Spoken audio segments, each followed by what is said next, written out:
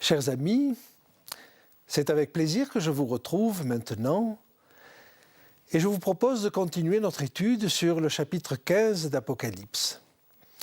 Nous savons que c'est le temps des coupes, le temps qui se passe entre la fin du jugement de la maison de Dieu, le moment où chacun a choisi son camp, le moment où chacun a mûri, soit dans le bien, soit dans le mal, et juste avant le retour de Jésus. Et nous avons vu que le peuple de Dieu, à ce moment-là, a la voix comme celle de joueurs de harpe. Et il chante. Il chante un cantique nouveau. Il chante devant le trône de Dieu. Et il chante les louanges de Dieu. Alors, nous avons déjà vu qu'il chantait le cantique de Moïse. Mais le verset 3 nous dit aussi qu'il chante le cantique de l'agneau.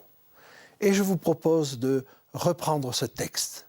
Lisons donc en Apocalypse 15, les versets 4. « Qui ne craindrait, Seigneur, et ne glorifierait ton nom, car seul tu es saint. Et toutes les nations viendront et se prosterneront devant toi, parce que tes jugements ont été manifestés. » Le peuple de Dieu, à ce moment-là, a une vision très claire du plan du salut. Alors il dit, tes voies sont véritables et justes. Et nous avons au chapitre 16 et au verset 7 une déclaration d'un ange qui dit à peu près la même chose. Lisons-le ensemble. Chapitre 16, verset 7. « Et j'entendis l'autel qui disait, « Oui, Seigneur Dieu Tout-Puissant, tes jugements sont véritables et justes. » Quelle différence entre le fait de dire que les voies sont justes et véritables, ou le jugement est véritable et juste. Les voies, c'est ce qui est devant nous. Et par avance, les 144 000 reconnaissent que les voies de Dieu sont justes. Et ils ont cette perspective au loin, au point qu'ils vont appeler Jésus le roi des nations. Et ils savent que même si, apparemment, ce sont les hommes qui dirigent la terre et qui dominent la terre, c'est lui, Jésus, le roi des nations. Et ils reprennent donc cette déclaration de Jérémie que nous trouvons dans le livre du prophète Jérémie, au chapitre 10 et au verset 7.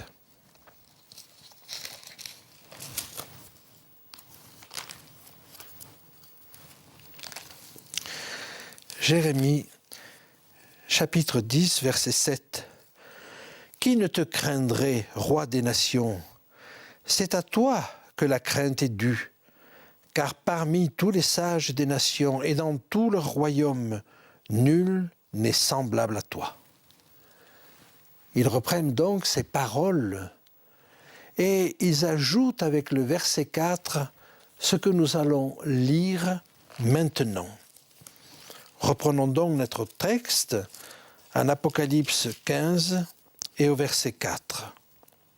« Car seul tu es saint, et toutes les nations viendront et se prosterneront devant toi, parce que tes jugements ont été manifestés. »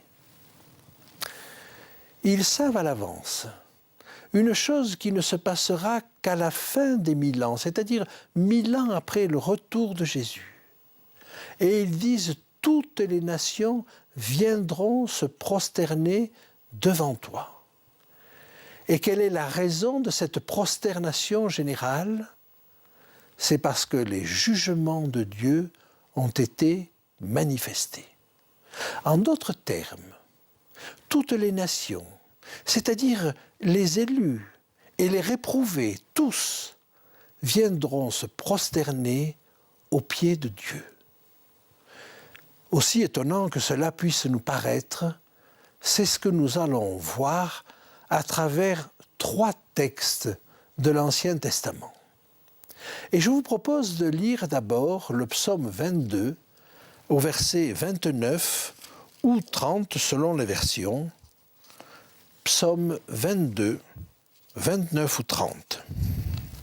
Tous les puissants de la terre mangeront et se prosterneront aussi.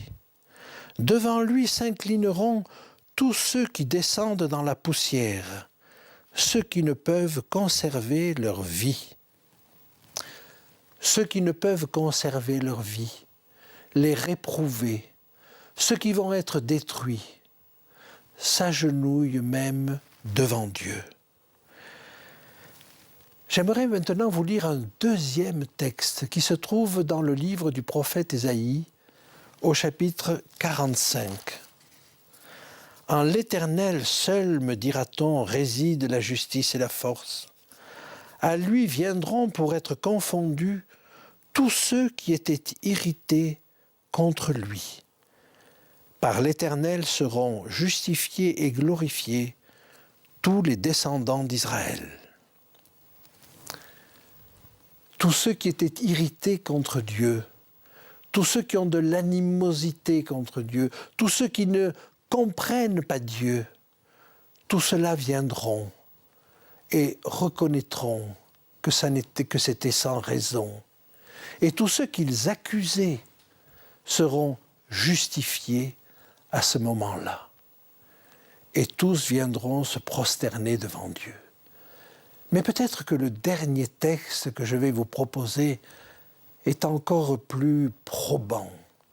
Il est toujours dans le livre du prophète Ésaïe, au chapitre 65 et au verset 12. « Je vous destine au glaive, et vous fléchirez tous le genou pour être égorgés. Car j'ai appelé, et vous n'avez point répondu. J'ai parlé, et vous n'avez point écouté. Mais vous avez fait ce qui est mal à mes yeux, et vous avez choisi ce qui me déplaît. » On voit là ceux qui doivent mourir, qui se prosternent devant Dieu.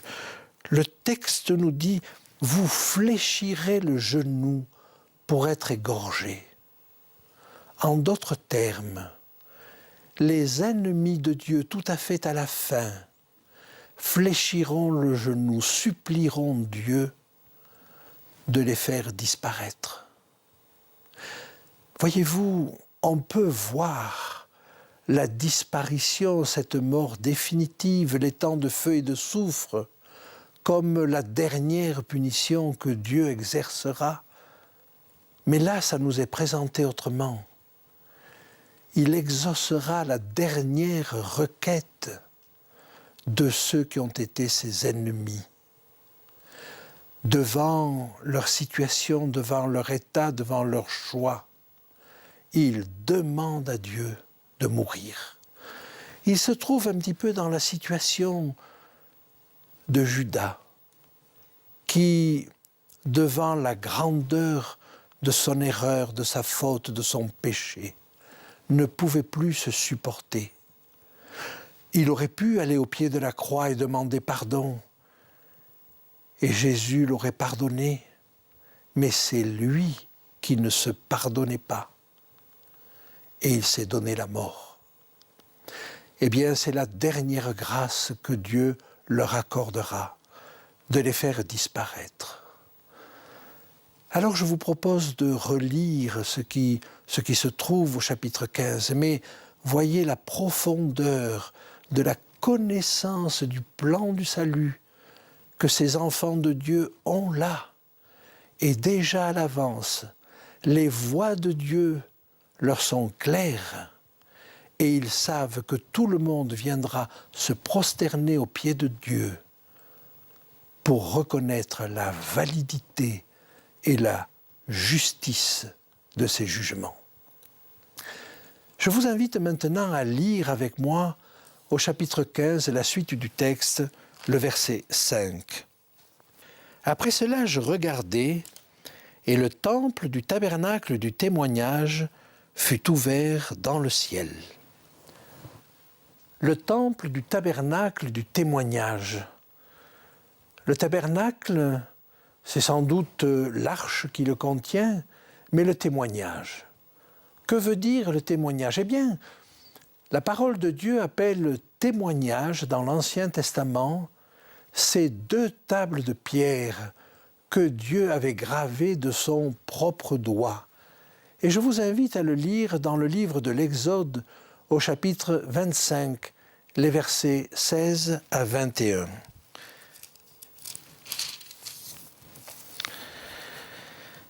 Tu mettras dans l'arche le témoignage que je te donnerai.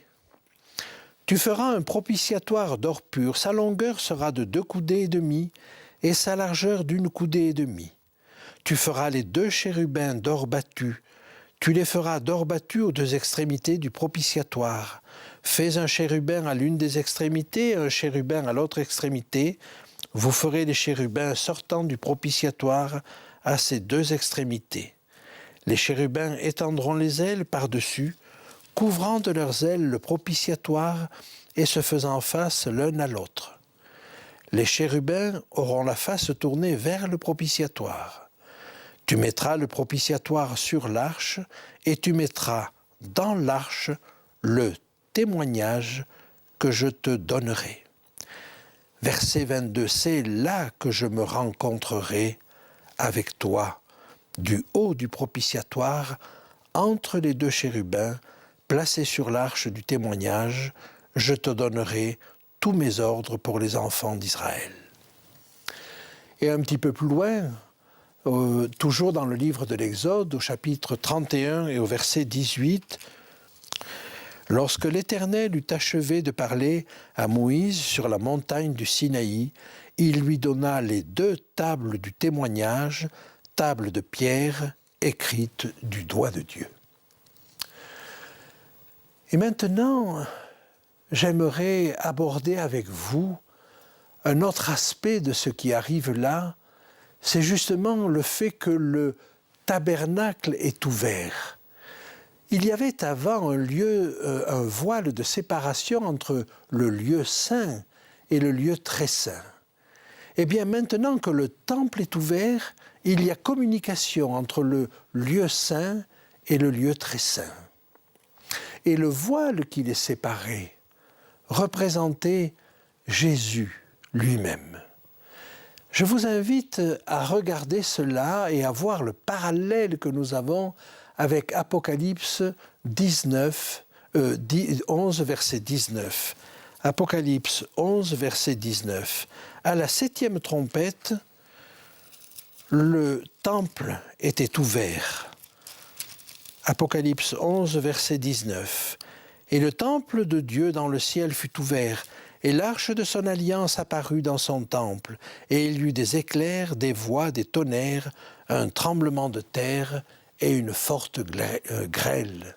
Les mêmes manifestations que lors du don de la loi au Sinaï. Alors, examinons un petit peu ce voile de séparation entre le lieu saint et le lieu très saint. Et ce voile-là s'est déchiré de manière miraculeuse au moment de la mort de Jésus. Regardons ce qu'en dit l'évangile de Matthieu au chapitre 27 et au verset 51. « Et voici le voile du temple se déchira en 2, depuis le haut jusqu'en bas. La terre trembla, les rochers se fendirent, les sépulcres s'ouvrirent et plusieurs corps des saints qui étaient morts ressuscitèrent. » Ainsi donc, au moment où Jésus expire sur la croix, le voile se déchire. Et au moment où Jésus expire, le service dans le temple est terminé. Le dernier sacrifice a été consommé. C'est la fin du service dans le sanctuaire terrestre. Eh bien, c'est la même chose dans le sanctuaire céleste. Quand le voile se déchire, le service est terminé. Et l'homme se trouve de ce fait directement en face de la loi. Jésus qui était représenté par ce voile, qui était cette médiation entre l'Église, représentée par les chandeliers dans le lieu saint, et l'arche de l'Alliance et la loi, et la nuée qui se trouvait dans le lieu très saint et qui représentait Dieu. Jésus, donc, qui était cette médiation entre les deux, n'officie plus comme médiateur. L'homme se trouve directement en présence de Dieu. Et à ce moment-là, alors la loi de Dieu s'exerce sans restriction. Il n'y a plus ce médiateur. Pendant ce temps des coupes, l'homme va vivre sans médiateur devant Dieu. Oh, non pas sans lien avec Christ. Il suit l'agneau partout où il va. Et c'est parce qu'il suit l'agneau partout où il va qu'il peut vivre sans médiateur. Mais il ne pêche plus. Il n'y a plus de médiation. Nous aurons l'occasion de reparler de ces choses-là. J'aimerais maintenant que nous relisions à nouveau la suite de ce texte au chapitre 15 et au verset 6. Apocalypse 15, 6. Et les 7 anges qui tenaient les 7 fléaux sortirent du temple, revêtus d'un fin lin éclatant et ayant des ceintures d'or autour de la poitrine. Il est rare de trouver des ceintures autour de la poitrine. Et peut-être y a-t-il là une allusion au pectoral. Jésus déjà, dans la vision inaugurale, au chapitre 1 et au verset 13, avait une ceinture d'or sur la poitrine. Mais lisons ensemble ce qui nous est dit de ce pectoral que portait le grand prêtre quand il officiait dans le sanctuaire terrestre. Exode chapitre 28, verset 29. Lorsqu'Aaron entrera dans le sanctuaire, il portera sur son cœur les noms des fils d'Israël gravés sur le pectoral du jugement, pour en conserver à toujours le souvenir devant l'Éternel. Le fait pour le grand prêtre de porter ce pectoral, portant 12 pierres précieuses, sur lesquelles était gravé pour chacune le nom de l'une des 12 tribus d'Israël, faisait qu'il portait sur lui, sur son cœur, comme nous le dit le texte, tout le peuple. Quand Jésus se présente au chapitre 1 de l'Apocalypse, il se présente comme le grand prêtre qui porte sur son cœur tout son peuple. Eh bien ici, les anges qui vont sortir et qui vont déverser les coupes de la colère de Dieu sortent en fait pour défendre le peuple de Dieu. C'est parce qu'ils portent sur leur cœur le peuple de Dieu, l'intérêt du peuple de Dieu, qu'ils interviennent. Le peuple de Dieu est apparemment dans une situation désespérée aux yeux des hommes.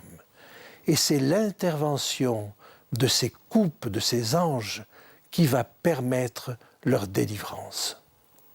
Alors, avançons encore un petit peu et lisons le verset 7. Et l'un des 4 êtres vivants donna aux 7 anges les 7 coupes pleines de la colère du Dieu qui vit au siècle des siècles. La participation de l'un des 4 êtres vivants est certainement l'indication que ces êtres vivants aussi participent à l'adhésion pour aller à l'étape suivante. Nous avons vu celle des 24 anciens, celle des anges et maintenant celle des êtres vivants. Et il leur donne des coupes d'or. Or, nous avons déjà vu des coupes d'or. Les anciens portaient des coupes d'or pour le service et ils offraient des parfums qui sont les prières des saints. Babylone portait des coupes d'or. C'était certainement des prières, mais des abominations. Eh bien, celles de Dieu maintenant contiennent des réponses aux deux précédentes. Et en réalité, il s'agit pour Dieu de prendre la coupe de l'un pour la donner à l'autre. C'est ce que nous dit le prophète Ésaïe au chapitre 51 et au verset 22 et 23. Ainsi parle ton Seigneur l'Éternel, ton Dieu, qui défend son peuple. Voici, je prends de ta main la coupe d'étourdissement, la coupe de ma colère, tu ne la boiras plus. Je la mettrai dans la main de tes oppresseurs qui te disaient « Courbe-toi et nous passerons ». Tu faisais alors de ton dos comme une terre, comme une rue pour les passants. Dieu retourne contre eux les mauvais projets que les ennemis de Dieu avaient contre lui. Alors, arrivé à ce moment, ceux qui ont observé jusque-là les commandements de Dieu n'auront pas de peine à vivre sans intercesseur. Par contre, ceux qui se seront enfoncés dans le mal, comment résisteront-ils en la présence de Dieu lui-même? Que Dieu nous prépare à ce temps. Et il veut le faire, et il le fera.